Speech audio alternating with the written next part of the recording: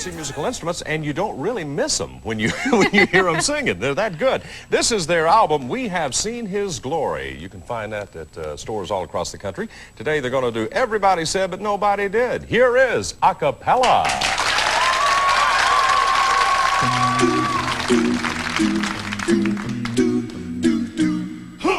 Everybody said that anybody could do the important things somebody should do. Everybody knows that anybody could do all the good things that nobody did. Well, the preacher came to me and said what I ought to do.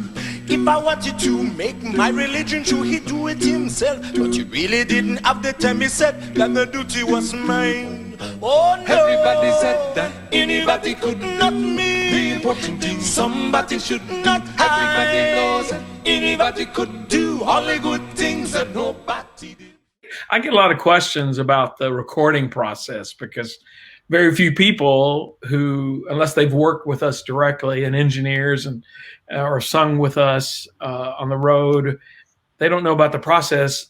Tell me your memories. I remember this three-session process where when we were working on an album, we would try to have at least 3 sessions of maybe the first session, most of the songs had been started and were at some form of completion. Oh, you talking about critical listening sessions? Yeah, the listening sessions. Yeah. Yeah, we would always try to have 3. And tell me what your memory is of that, because we'd have all the engineers and all the vocalists, and we would be in there at one time to listen through, and then after each song, everybody would get to give their input. Do you remember those sections? I remember that by the third, they gave us a piece of paper to put our notes on. By the third critical listening session, the piece of paper was about a 2x2 inch scrap of paper. Yeah, and John Laws would say, "Please write legibly. Anything you want to change." But it seemed it was fun to see how it would evolve through those three process. What I remember, the first one was kind of, we were going through those critical listening stages, but it would still be pretty free flowing, still dreaming about how the song was going to unfold. And that second one always seemed to be really detailed and intense, because we knew the next time we was only going to get a little piece of paper about like that between that second and third one was pretty detailed, and a whole lot of fixing and a lot of cleaning up. And so, yeah. I don't think most people realize how much goes into the recording process. They hear a nice sound and they think, "Wow, that's nice. You guys just stood around and it popped out." But there really is a lot of thinking, a lot of planning, a lot of strategy that goes into technique. Yeah, honestly, it took me back a whole lot. That was when I grew up. Let me just put it that way. When I grew up, that was not the case. Most of the time, we were singing songs. I know when I sang with the Eastoneers, we were singing songs that we had been singing for months and months, and then we just went in the studio and tried to get the best possible recording that we could.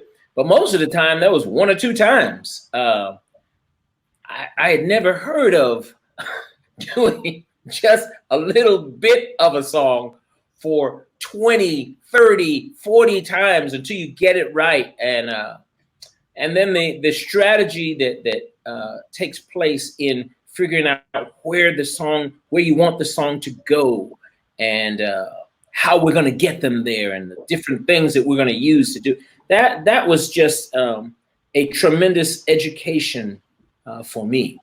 I don't know about it. One of the things that stands out to me, and this happens across music genres, but especially with a cappella music, is what we call moments. Sometimes there's a lock. There's this specific way you sing. You get into the mic. There's a specific tone that you want. You change that tone to lock into something else. and those moments just simply cannot be created. And that's one of the things that I know John Laws and Gary Miller was specific on is, oh no, we got to keep that moment. I don't know what we'll do around it, but that moment. And so it's special, and the technique in the studio, how close to get to the mic, how far to get back away from the mic, and what angle to get to the mic to get this specific sound, and then matching tones. In your head, you're singing, but you got to be listening to whatever else is there to match that tone to get that lock. I just love that about a cappella music. I just absolutely love it, especially in the studio. And do you remember, Keith? It seems I was trying to think how long it took to do, on the average, any given album. And I have a number like 970 some odd hours for either this album or Set Me Free, one of the two. I can't remember which one it was. Do you remember how long? Is that accurate? I don't remember. 4 million. 4 million. It was long. It was long. Oh. Yeah. But Yeah. I have good memories of we would listen to whatever was done up to that point, and then afterwards everybody would have a say. Well, the chorus feels really good, but it loses energy at the second verse, or just the bass is not happening very well here, or the bridge just totally needs or whatever it was. Everybody had input, and of course we didn't all agree. So but every opinion was welcome, and so it was neat to hear the different opinions on what we should do. Which is rare. I mean, I haven't recorded with a ton of groups, but that seems to me to be a rare thing for the artist to be able to have an input on what's going to happen coming up, with the producer standing there, But it didn't matter what you said. I just went with whatever. That's true. That's not true.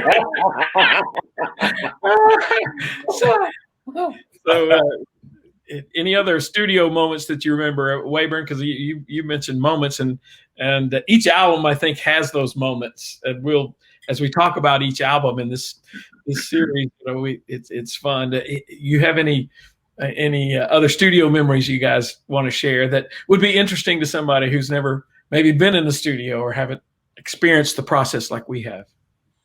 Well, one of the things I was most grateful for is we were talking about to almost tag team with what George said about the freedom within the studio. Most of these guys, after a couple of 2 or 3 takes, it would have been acceptable. It would have worked. But I don't think anybody in this group or other groups were wanting to settle for just kind of, yeah, that'll work.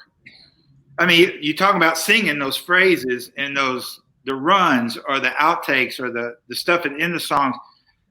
You want it to be extraordinary. You want it to fit, but you want it to be extraordinary by the end of it, instead of just, wow, that was pretty good. I remember a lot of listening parties, especially maybe after this one, even though we had recorded it, at those listening parties, it's just like, oh man, it just, even then, listening back to it, it just shocked you because it hit straight to the heart. It's cool too, because sometimes we'd listen back and we'd say, you know what, the song doesn't have energy there. What do we need to do? Maybe we just invert the chord. How about we invert the chord? And we invert the chord, and they're just like, whoa, what happened? That was amazing. It's a new world, yeah. The whole a lot of stuff. So the freedom to experiment and sing maybe phrases 15, 20, 25 times. One of those was a little different, but it made all the difference. Like the time we had George go in and sing all these high backup parts, and we called them the Georgettes. The Georgettes. But we have some Keithets on this album that I'm sure we'll get to here in a minute. Well, there is it's not this particular album. I mean, this particular project, but yes, it is. What I wanted to say was, I think it's so fascinating and interesting the way we recorded. As I think back over this now, it's multi-tiered, meaning most of the time when you record a project, even I recorded projects that were supposedly large industry projects. You're never recording with lots of people and the input of several people. Like we record, we've got our team, the singers, then you've got your engineers, then you've got the producer. And on our particular projects, all of those components played a part in developing our sound. Mm-hmm. Most recordings don't happen that way. And I think that makes a big difference. You know, most singers, that's a hard thing to do too. I guess where I was going initially, I was going to tell you about a moment I had in the studio that was crippling to one of the singers. I'm used to going into the studio and bantering with a soloist or out of the studio. Wayburn and I have kind of grown up doing that. You know, hey, you know, you sing something and he sings it back. You sing it, that call and response type of that's a normal way we've grown up singing. Well, I thought everybody did stuff like that. I got in the studio with somebody and I said, okay, now let's try this. And we got all the background together and it was ready. And I was like, okay, now we're just going to go in and tag, you know, do some tag lead. And the first thing he looked at me and said, tag. He said, and it just, we had to scrap the whole idea because everybody does not record the same, that kind of live interaction. So, you know, we did it several types of ways. We did that kind of stuff, but most of all, when you've got singers that are interacting with other singers saying, okay, you go in and sing and you got 4 singers on the side going, that's a little flat. That's a little sharp. It's going to be off. It's going to be great. Try it again. That's very, very intimidating. And most people don't have to do that. You know, they don't do that. But I think it made us better singers. But it was very encouraging too. You guys would say words to really spur on each other to good notes and good. I in revisiting this album and Mo, you've talked about how we evolved, you know, progressed from album to album. We kind of added new techniques and tried new things. But I'm struck when I revisit this album. Other albums we had maybe had a theme song, but for this whole album was one of the first times that we had a really dominant theme. Instead of, okay, here's one theme song, we have seen his glory. I was looking at how the songs fit together, and I noticed that we have the opening song, Sing to the Glory, and we have seen his glory. We will see Jesus in all of his glory. Angels long to look into what? The glory of Jesus. To him who sits on the throne be praise and honor and glory. And so I love the cohesiveness thematically. And that's, I think it was very appropriate that the first song that we started with was what we were doing, what you guys were doing, was Sing to the Glory. Hi, I'm Melissa Lancaster, and I want to welcome you to Praise and Harmony TV. Here on this app or website, whichever you're using, you'll find countless videos on how to sing, vocal care, music theory, training for individual songs, and learning harmony parts, music videos and lyric videos for your church to stream, children's content, and so much more. We are adding new content every day, so be sure to take a look around and be sure to sign up for your 3-day free trial. This album brings back a lot of kind of personal, serious moments to me because we were going through a transition at the time. And I remember during this particular, because this is when Rodney was off the road and we were trying to figure out, oh no, what are we gonna do now? And how are we going to transition into this next stage? And I will never forget the techniques that you were using to get us to be positive, like taking us to Florida, and we went jet skiing and eating at, what is it, Guadalajara's or something like that. And we were taking our mind off of the troubles that we were thinking.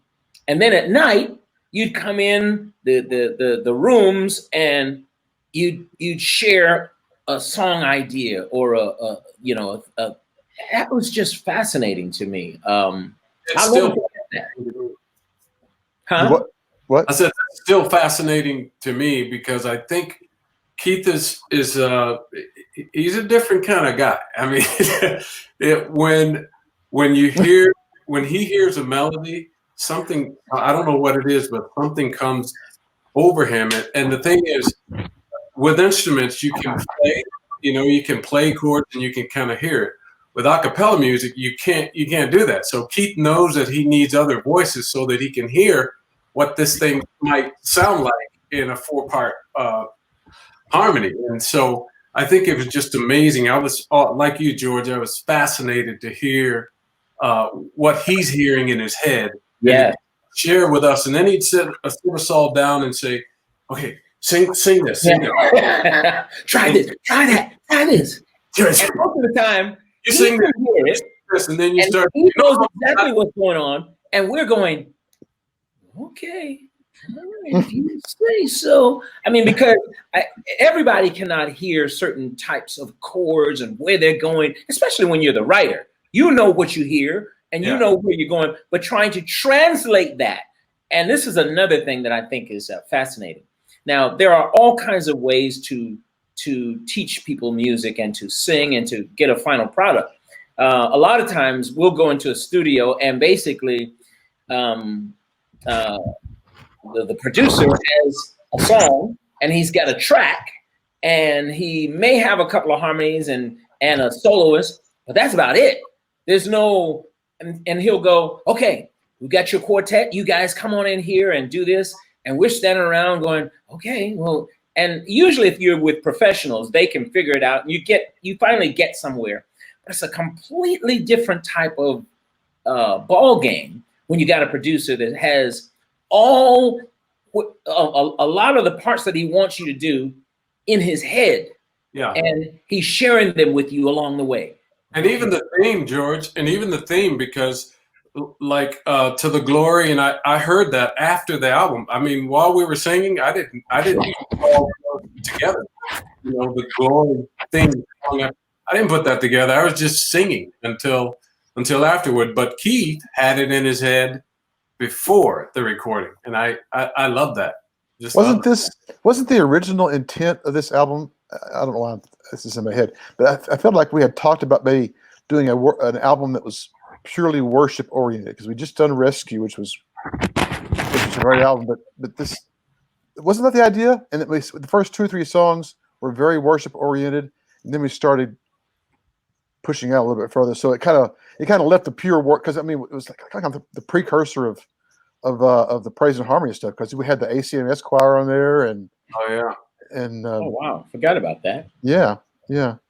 So it's no doubt, no surprise that theme came through, because it was very worshipful to start with, even though it didn't come out as a worship album. Interesting. But what's unique is your very different styles and voices and talents and how they mesh together. And I think it's a great segue to talk about the very first song, Sing to the Glory, because similar to some of the things we've done, maybe that harken back to Sweet Fellowship, is each person does a step out, does a lead, which is, by the way, it's so unique to have 4 guys that all 4 of you can do lead vocals. In most groups, there's a one lead vocalist, and then the others have different roles, instruments and backup parts, bass voice or whatever. So it's neat that, of course, Dwayne, you're the epitome of that, because who else in acapella had sung bass and baritone and first tenor and it just makes me sick.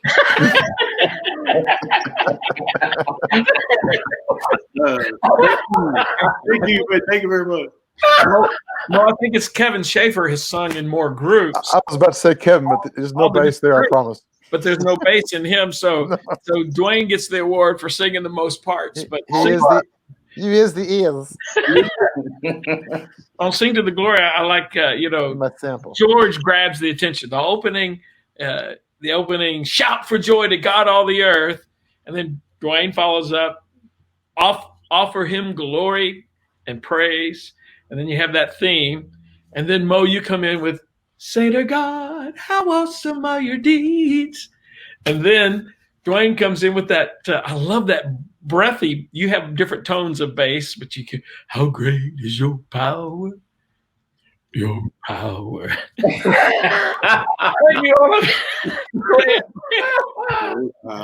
Yeah. I love it. So, and then, but we were singing scripture.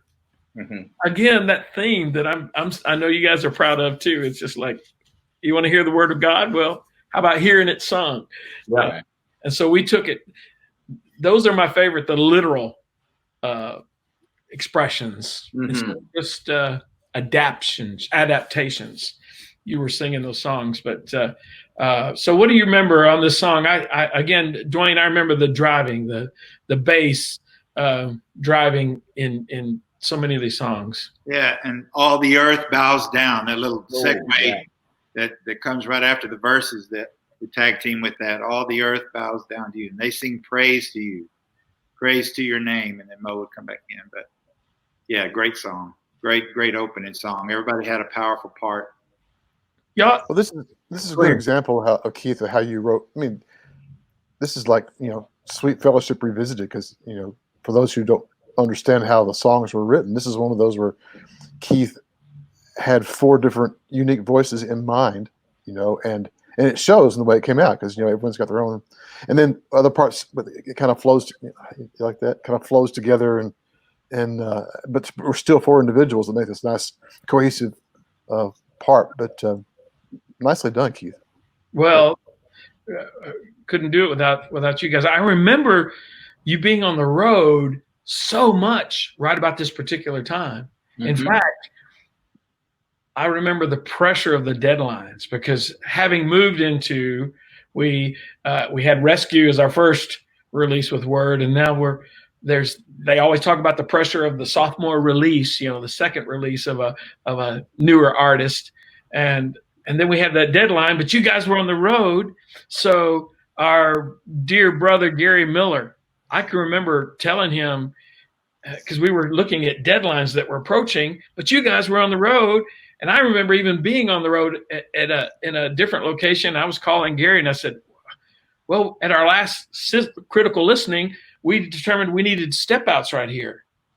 And I said, well, Gary, why don't you work on that? And so his voice is on this song, All the Earth Bow Down. He's doing all these backups that are way in the background. But y'all remember that, how he put in some things that helped to fill in some gaps when we were trying to fill out the arrangement.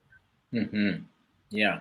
And then I don't remember that, but if anybody could do it, Gary Miller. Oh yeah. Could do it. And when we lost him, that just broke my heart. Sharon and I were in Australia, and it felt so. We were on the other side of the world. We felt so.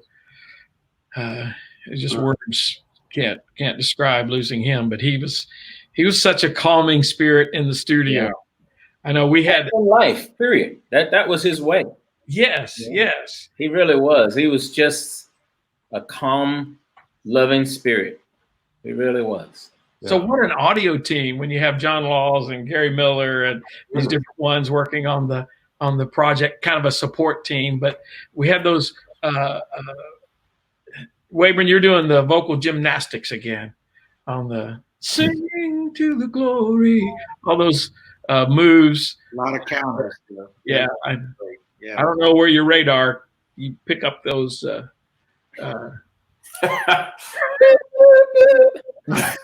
Yeah, beam me up, Scotty. But I don't know either, Keith. It's like it's what the song feels like to me, and just have fun with it. Wow. Well, let's listen to "Sing to the Glory." Shout with joy to God all the earth. Sing to the glory of His name. Offer him glory and praise. Sing to the glory of his name. Sing to the glory of his name. Sing to the glory of his name. Sing to the glory of his name. Sing to the glory of his name. Say to God, how awesome are your deeds. Sing to the glory of his name. How great is your power, your power. Sing to the glory of his name. Sing to the glory of his name. Sing to the glory of his name. Sing to the glory of his name. Sing to the glory of his name. All the earth bows down to you. All the earth bows down to you. All the earth bows down to you. All the earth bows down to you. And they sing praise to you. They sing praise to you. They sing praise to your name. Come and see what God has done. Sing to the glory of his name. And how awesome are his works for man. Sing to the glory of his name. Sing to the glory of his name. Sing to the glory of his name. Sing to the glory of his name. Sing to the glory of his name. All the earth bows down to you. All the earth bows down to you. All the earth bows down to you. All the earth bows down to you. And they sing praise to you. They sing praise to you. They sing praise to your name. Shout with joy to God on the earth. Sing to the glory of his name.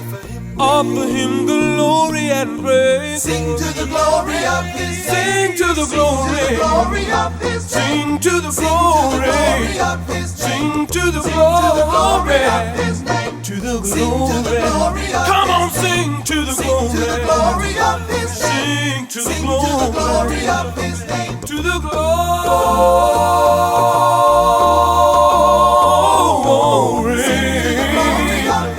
Give him glory and praise. Praise his holy name. Sing to the glory of his name. Give him praise. Sing to the glory of his name. Sing to the glory of his name. Praise the Lord. Sing to the glory of his name. Sing to the glory of his name. Sing to the glory of his name. All of the glory. Announcing Praise and Harmony TV. P&H TV is the inspirational way to fill your life with music videos of brand new songs of worship and hymns. P&H TV also provides masterclass education for beginners to learn fundamentals of music, as well as the quickest method to easily learn how to sing harmony, featuring hundreds of videos which isolate one harmony voice part at a time for ease of learning. I know the Lord will find a way for me. Hear fascinating history of classic hymns of the faith. Enjoy videos of Christian singing group Acappella, including vintage material from The Vault. We bow down and we crown you the King. Be blessed by full-length music videos of the international ministry of the Praise and Harmony Singers. Share children's videos as well as songs for teens by Regen Harmony.